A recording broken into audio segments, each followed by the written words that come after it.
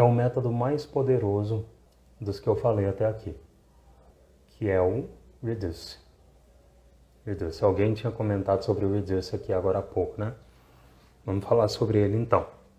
Por que o reduce ele é o mais poderoso desses métodos que eu falei até agora, né?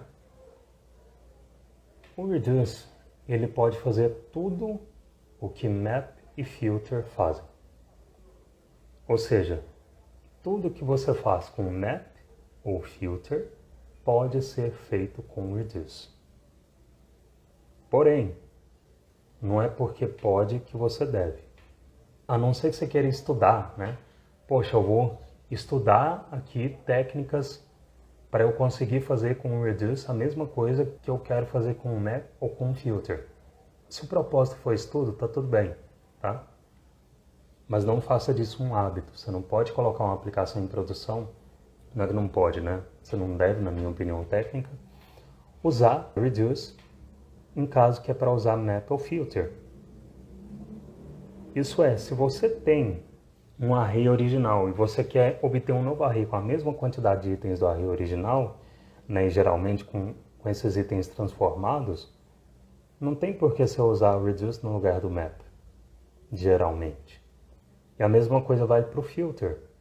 Você quer obter um array com uma quantidade menor de itens em relação ao original, você devia estar usando filter e não o reduce, né? Não tem por que você usar o reduce nesse caso. Por que não usar o reduce no caso em que é para usar map e filter, né? Porque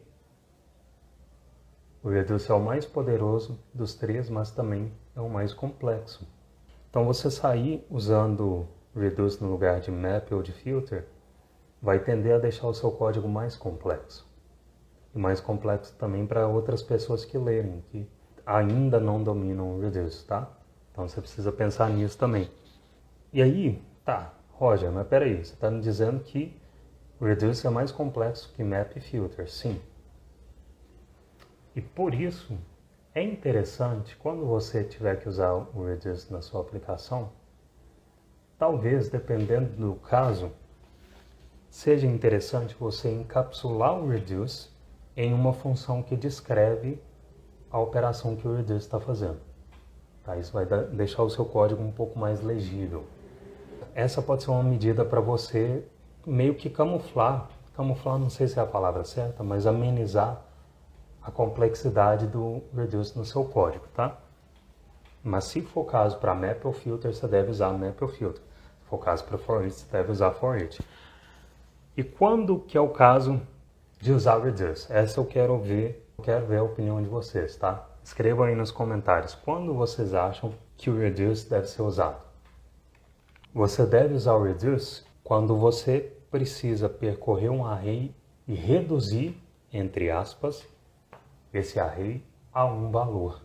E esse valor, ele pode ser qualquer tipo de valor. Pode ser um number, pode ser um boolean, pode ser um objeto, pode ser qualquer tipo. Pode ser até mesmo um novo array, tá?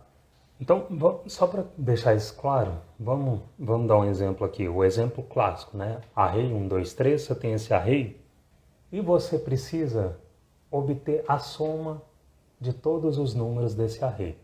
Então, você tem um array 1, 2, 3, você quer obter a soma de todos esses números. Esse é um caso clássico, onde você precisa percorrer um array para reduzir, entre aspas, esse array a um valor. Que valor é esse? É um número, tipo number, né?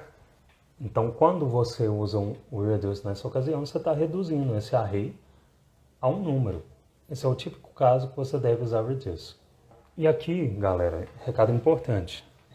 Eu estou dando esses exemplos mais simples, mas tem vídeo meu aí, se procurar você vai achar vídeo meu resolvendo um desafio técnico com reduce, tá? Desafio mais complexo, de vaga mesmo. Na verdade tem acho que tem mais ou menos uns 2 vídeos meus resolvendo um desafio técnico de vaga com reduce. Eu mostrando para alunos do CJRM como resolver. Inclusive, em um deles tinha um enunciado pedindo para fazer mutação, pelo que eu entendi, e aí eu fiquei meio que reclamando no vídeo. Foi louco. Mas enfim, qual que é a principal característica do reduce em relação a map, filter e for each também, né? Por que não dizer? A principal característica do reduce é que ele acumula um valor entre as execuções do callback dele.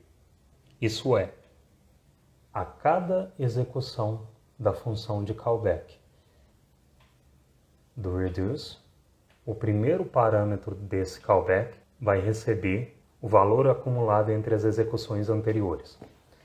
Por exemplo, na segunda execução do callback do reduce, o parâmetro accumulator, que geralmente é o primeiro parâmetro da função, ele vai receber o valor que a execução passada da função retornou. Tá? Ele vai receber. Isso é muito importante você entender no reduce. Eu acho que isso é o que mais causa confusão para as pessoas quando elas querem usar ele. É entender isso. Que o valor que a execução passada da função retornou sempre vai ser recebido no primeiro parâmetro da função. E aí, como que o reduce faz isso, né? Como que ele faz essa mágica por baixo dos panos? Tem vídeo meu também mostrando isso, tá? Tem um vídeo que eu mostrei como recriar o reduce do zero.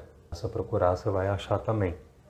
Reduce, ele também não deve executar efeito colateral, tá? Então, você não deve usar o reduce para modificar algum valor externo à função, modificar a propriedade de um objeto externo à função, fazer manipulação de DOM, executar request. Sempre que você puder evitar, porque o reduce ele não foi feito para isso, tá? O reduce foi feito para reduzir um array a um valor. Então, quando você executa efeito colateral dentro do reduce, você meio que está indo contra o propósito para o qual ele foi feito. Outra característica importante do reduce. O callback dele sempre precisa retornar um valor. Que valor? Você sempre precisa retornar um valor que deve ser acumulado na próxima execução da função de callback. E aí, depois que o callback ele foi executado para o último item do array no qual o reduce foi encadeado, esse valor acumulado, que é o valor que a função está retornando, esse valor que a função está retornando pela última vez, ele vai ser retornado. Tá? Então, toda a expressão array.reduce, blá blá blá, ela vai resultar nesse valor que a última invocação da função retornou.